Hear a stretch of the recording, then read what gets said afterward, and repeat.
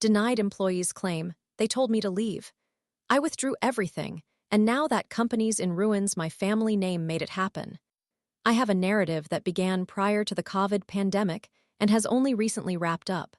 This is my first post, and English is my third language, so please excuse any mistakes or awkward phrasing. I am an ordinary, uncomplicated person who simply enjoys unwinding, having been born with advantages often described as a silver spoon. I am the black sheep of my family and also the middle child, which is a double layer of complexity. However, at least I possess a bit of intellect and some fortune, which I utilize in my daily life. Thanks to my parents' connections, I was able to enroll in prestigious institutions in my country, completed my military service with a promotion to captain, and was later sent abroad for university. I have never been particularly close to many people aside from my group of friends, which is how I prefer it. Upon completing my university studies, I gained employment in the government. You guessed it, family connections again. After a few years, I leveraged my name to advance my career and meet individuals who assisted me in establishing multiple businesses in my locality, a coastal city, where this account takes place. The funds I utilized mainly came from allowances, a modest inheritance from my late grandmother, some investments, a fund initiated when I was an infant, and gifts from family, essentially efforts to ensure I wouldn't be poor enough to embarrass them, despite my low-maintenance lifestyle. My enterprises are thriving, as the coastal region attracts numerous visitors, both domestic and international, not to mention locals eager to socialize with tourists in pursuit of green cards, pen pals, romantic partners, and so forth. The typical scenario of a coastal city, I suppose. The incident. As the owner of my businesses, I have most, if not all, of my employees on salaried contracts, as it is the most beneficial arrangement for them in terms of benefits and simplifies tax matters for me. Tipping is largely considered a gratuity, as we do not have a tipping culture. Additionally, I provide my staff with comprehensive medical insurance that includes extra dental and optical coverage alongside the National Healthcare Scheme. Our government-run hospitals offer all services free, but elective surgeries can involve frustrating wait times. There is also a legal obligation to provide retirement savings for employees, a minimum of 21 working days of leave. I offer 30, as well as paid overtime, unrestricted medical leave for surgeries and serious conditions that can be extended, and allowances for treatments like chemotherapy or dialysis. One of my female employees, a remarkable older lady who had risen to the position of manager and was beloved by everyone, was scheduled for a hysterectomy because, as she informed me, she was at risk of cervical cancer, having lost her mother to it a few years prior. Since she already had 4 children, she deemed it the most rational decision. After conducting her research, she identified a private hospital within our coverage network to perform the procedure. On the designated date, she requested leave, which we denied on the grounds that this fell under medical leave. She went through with the surgery successfully and had a swift recovery. The bill was to be covered by the company insurance, and we had ensured all necessary pre-approvals were obtained. A few months later, she returned to work appearing distressed, and frankly, we feared she was informed that she had been diagnosed with cancer. She had asked for a day off to undergo evaluations and tests, but the reality turned out to be far worse. She received a bill from the hospital because the insurance had declined to pay, asserting it was not within the coverage parameters. We were furious, as we had taken all the correct steps. I instructed my accounts manager to speak with the insurance representatives while we tried to reassure her. The manager returned extremely upset, relaying that after presenting the evidence, the insurance staff essentially told him to leave. I chose to personally visit their office to gain clarity on the situation. They kept me waiting for an hour and then had the audacity to inform me that the director from the main office, who was in the area, had refused to meet with me because he was, quote, busy. I was infuriated, so I decided to go to their head office in the capital city, a 2-hour flight away. The head office was unhelpful, stating they had revised their policy and that the surgery was not covered. When I inquired when this revision took place, they informed me it happened a month earlier. I pointed out that the surgery had been completed 5 months prior and we had all necessary documentation. They claimed it was a 12-month retrospective policy. I asked why I hadn't been notified, as it was significant news, and I had held policies with them for some time.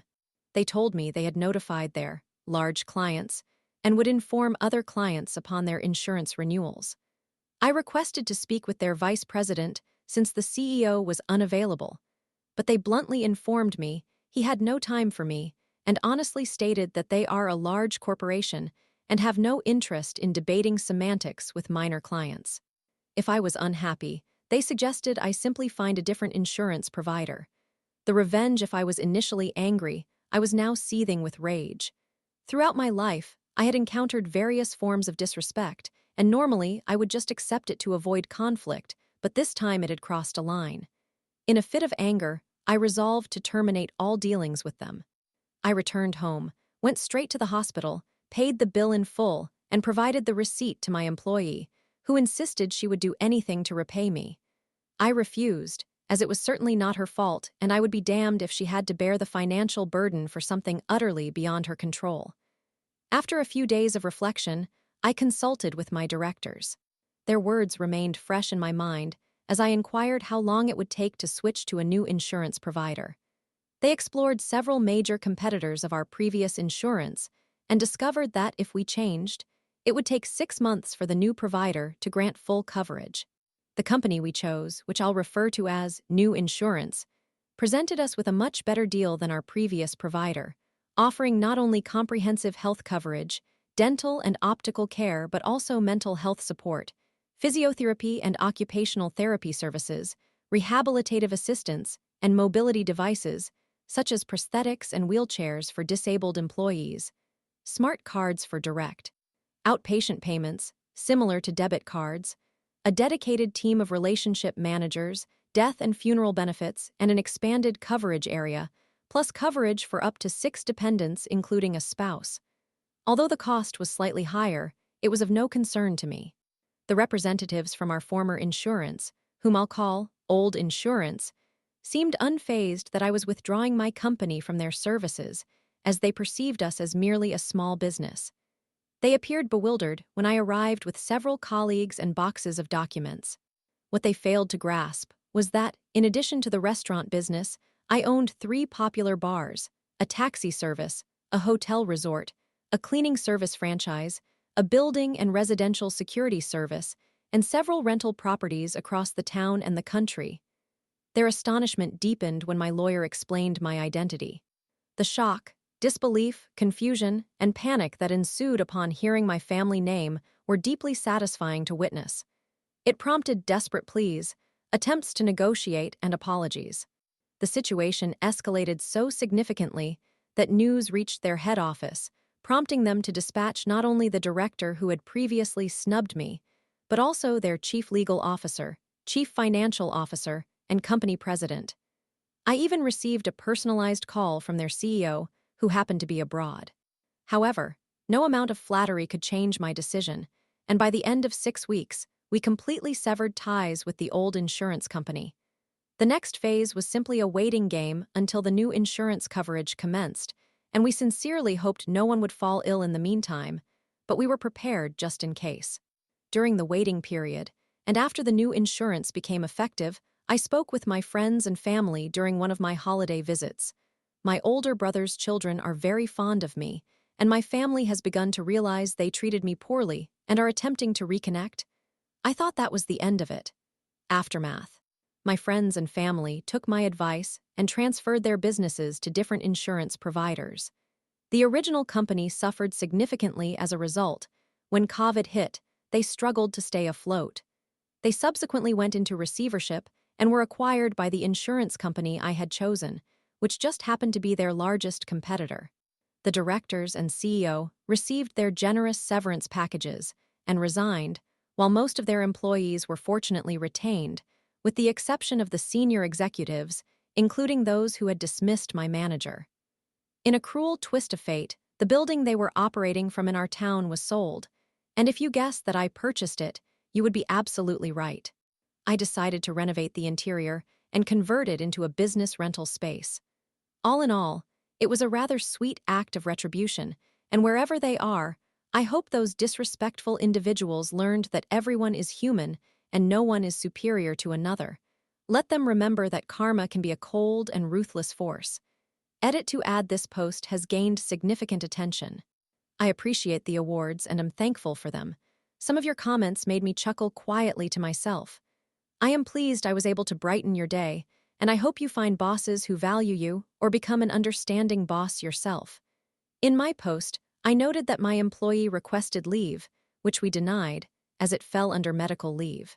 What I meant was that I turned down her request for regular leave days because I wanted her to take advantage of the unhindered medical leave days, considering I was unaware of how long her recovery would take and wished for her to continue receiving her salary while recuperating. Regarding my English skills, I was sent to an English-speaking country for university, where my limited proficiency expanded. It is my third language, alongside 2 local languages I am fluent in. Thank you once again, and I wish you a great day, afternoon, evening, or night, depending on your location. Story 2. After 2 years together, my fiancé had a sudden religious epiphany, demanding I convert or face damnation, while I struggled with illness and family crises. I have been involved with this man for 2 years. When we began spending time together, I was aware that his girlfriend of 6 years had left him. He experienced a mental breakdown and remained at home for 3 years without seeing anyone. At that time, he was 6 feet tall but dangerously thin, convinced he was dying. We never went on dates or engaged romantically. However, I received a text message from him expressing that he should have been with me, but he felt he was dying. I was alarmed and perceived it as a potential suicide message, so I arranged for a welfare check, but they refused to admit him, and he wouldn't meet with me. He believed he had several illnesses, denying it was a suicide message. Fast forward, he experiences an epiphany, releases his cats, and takes a bus to a large city hospital 16 hours away, thinking our local facility could not address his ailments. The hospital conducts numerous tests, and he returns exclaiming that he is perfectly fine. While he was away, his mother, who lives in another country, urged me to find his cats. I managed to locate only one, which was aggressive towards my cat, so I persuaded my father to take care of her. It took me 6 months to convince him to return the cat, as he was initially reluctant. We were seeing each other during this time, but I was just coming out of a 7-year relationship with a narcissist, and I communicated that I needed some space. He went to stay with his mother for about 4 months while I assisted my father, who was unwell, and my grandmother in British Columbia. Once I returned home, we resumed seeing each other. He appeared normal and had regained the weight he had lost, although it was never diagnosed, and he was never referred to a psychiatrist. One recurring issue we have is that he has a very flat tone of voice, which often confuses me about whether he is upset or not. However, during the first 6 months of our relationship, everything was perfect. He was kind, said all the right things, and expressed a desire for me to be a stay-at-home mother. He said he would soon get a house and return to work once his weight improved. He got a job and proposed to me. I accepted, as I had never been asked before, and we are both 32 years old. He does not use social media, is not a cheater, does not believe in pornography, and does not engage in games. He spoke of marriage even before we started dating, which now makes me question if that signaled a red flag. He doesn't have many friends, and neither do I, which I can't determine was a result of my choices or his. I gradually ceased seeing them and wanted to spend all my time with him. He represents everything my ex made me loathe about myself. Then, certain events occurred. His grandfather suddenly needed to live with him for 3 months, and I was no longer invited over. I was seeing him just once a week. About 2 weeks post-proposal, he mentioned he wasn't sleeping or eating well for a few days, and claimed to have had an epiphany where he felt that Jesus spoke to him. He transformed into a fervent follower of God overnight, wishing to dedicate his life to Jesus Christ, attend church every Sunday, and volunteer. He insisted I must join him on this journey.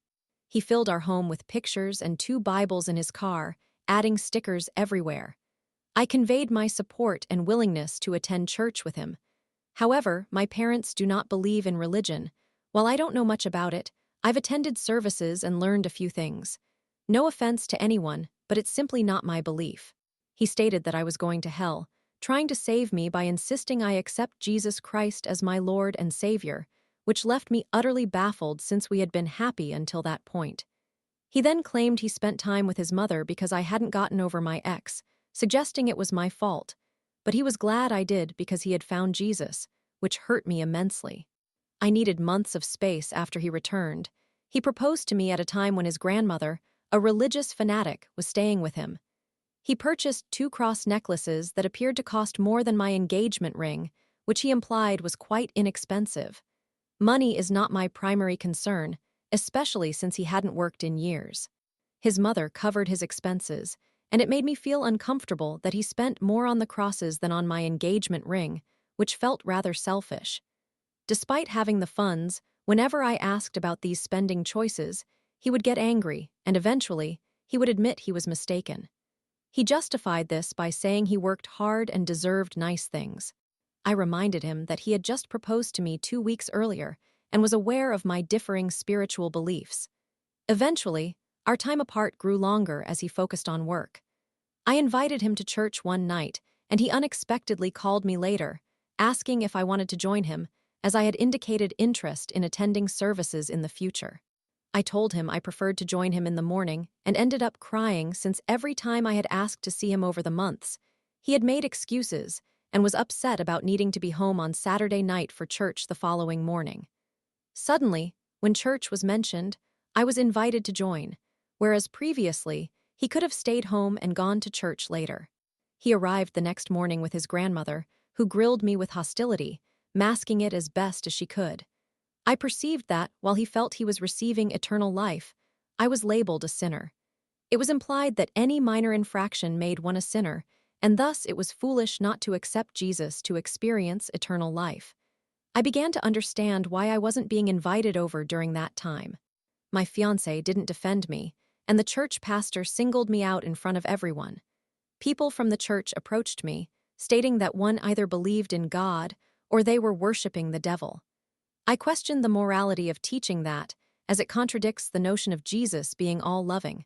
I wondered why anyone would be condemned for not attending church weekly.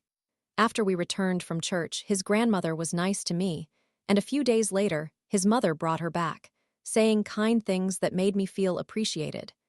Coming from a broken home, the mother even took me on a shopping spree, and in return, I made crystal necklaces for them.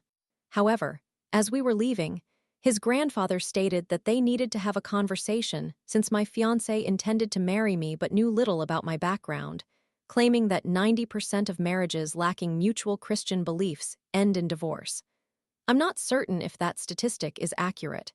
They suggested an investigator look into my past, cautioning that my fiancé would soon come to them distraught. My fiancé said, "You're probably right," which shattered my heart. Thankfully, his mother intervened and asked her father to leave me alone, defending that I was a good person who cared for her son. Despite this, it was evident that he had been swayed against me. Afterward, my fiancé distanced himself from church, even after I offered to go with him, and he subsequently quit his job once winter began, unexpectedly shifting to watching sports every day. If not visually engaging with sports, he plays games on his console or laptop 7 days a week.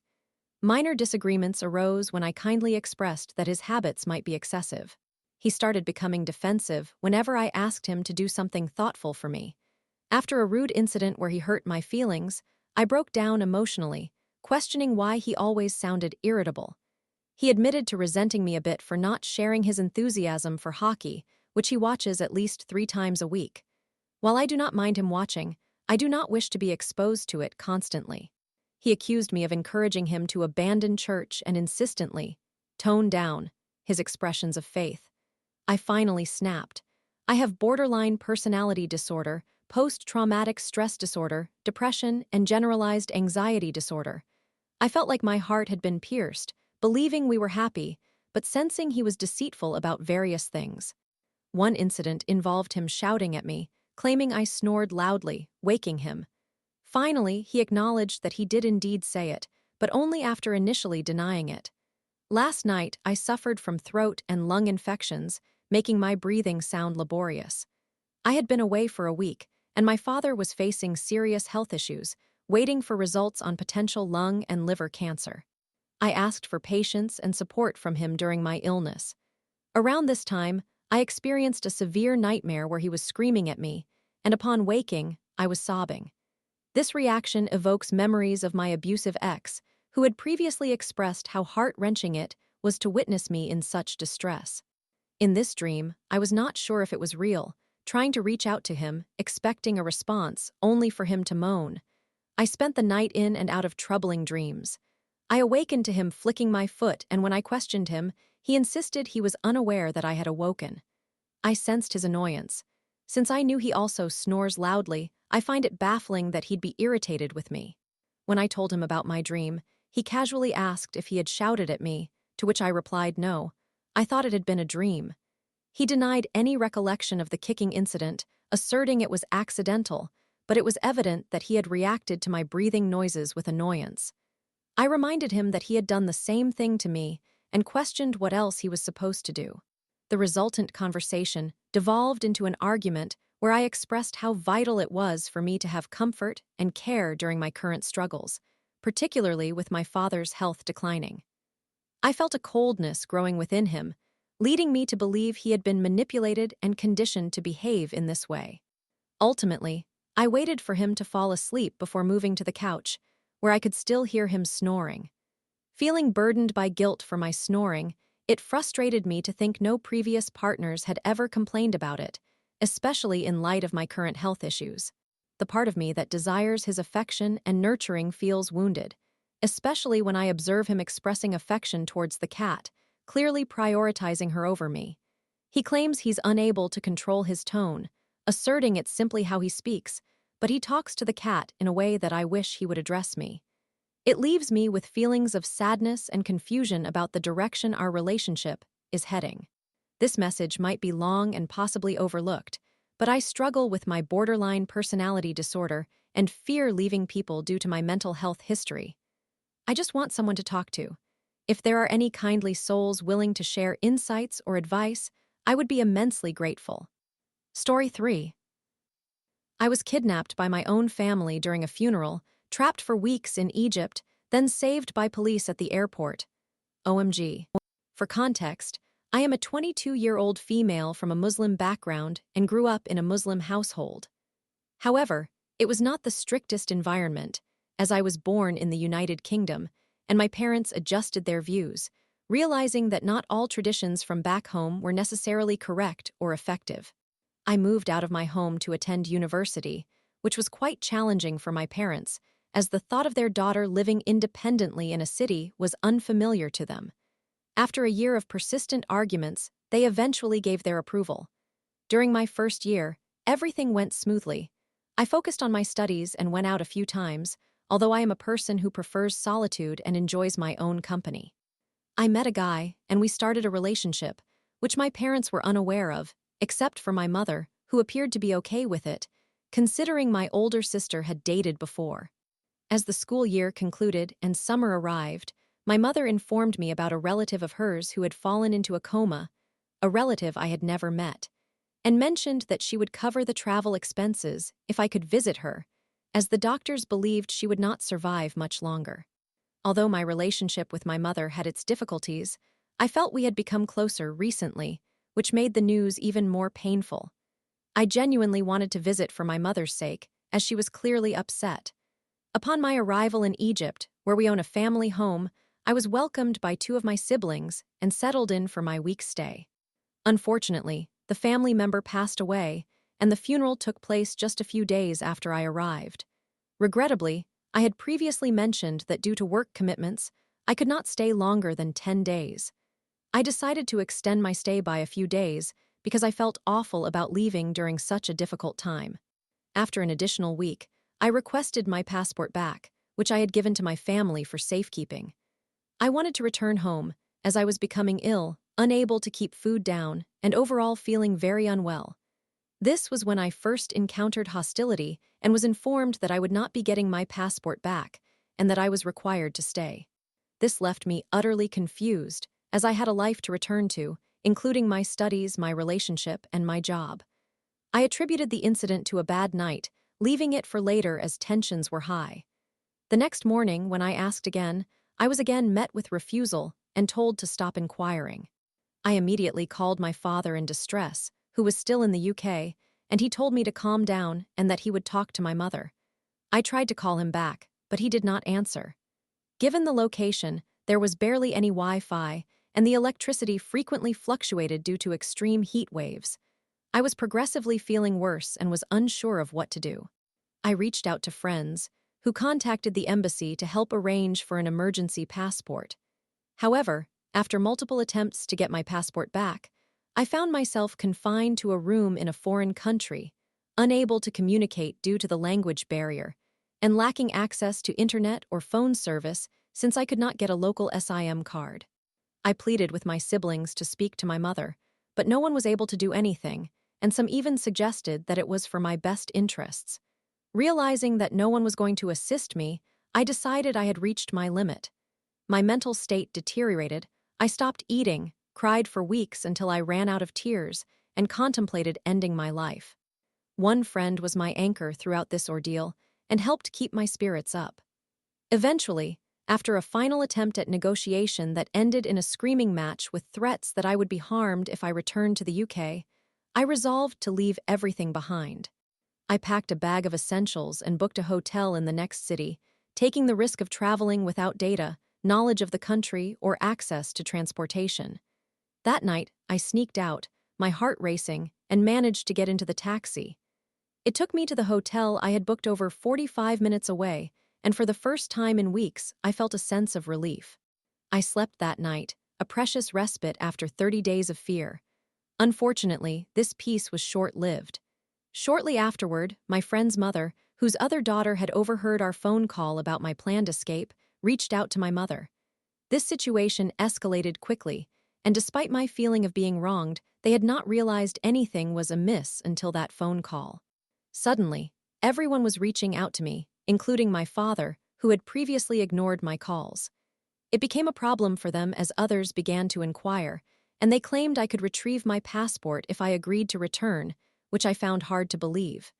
Nevertheless, I was located and taken back to the house, where the cycle began once again.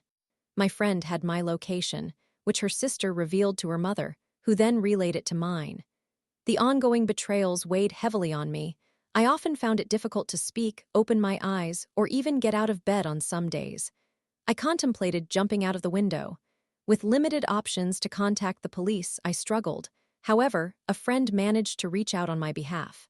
Eventually, we were able to set up a virtual meeting. This was conducted discreetly, as the house was filled with people, and by that point, I had been trapped for nearly 7 to 8 weeks. On the night before a court order was supposed to be served to my parents, demanding my immediate return or facing legal consequences, my sister overheard the conversation and alerted others. I felt genuine fear when my brother and mother asked for my phone, which I had hidden since I was unsure of their intentions. After hours of verbal abuse and demeaning remarks, the police became aware of my situation and arranged for me to be booked on the next flight home, with my father set to pick me up at the airport and take me to the authorities to declare that everything was a fabrication. I communicated with the police about my flight details, and armed officers escorted me off the plane and transported me to a safe location in a refuge. During this time, my boyfriend ended our relationship, and because of the delays, I was unable to return to finish my second year of university. Consequently, I found myself utterly alone and bereft. I had nothing to hold on to, returning home to an empty space, no job, no education, and no sense of belonging, yet I felt fortunate to be alive, plagued by the persistent thought that perhaps I should have taken the leap because I had nothing left. I found myself in a city, isolated without family or resources, living in a refuge where I felt desolate. They continuously reached out, insisting they were helping me and wanting what was best, but it felt insincere. There was never an apology. Friends even suggested that I should forgive them, asserting they did not know better and that it was a singular mistake. However, I refused to accept this. To me, this did not feel like a mistake, but rather something that had been premeditated. There are days when I feel such profound loneliness that I contemplate forgiveness, longing for the big family I once had. If one of my siblings were in a similar predicament, I would fight relentlessly for them, which only amplifies my hurt. I am currently feeling lost and torn between emotions, unsure of how to move forward or what I truly feel. I experience guilt for shutting them out, remembering that they have been my entire world, and I occasionally find myself questioning my decision. Am I the antagonist for not forgiving and distancing myself from them? I apologize for the length of this message.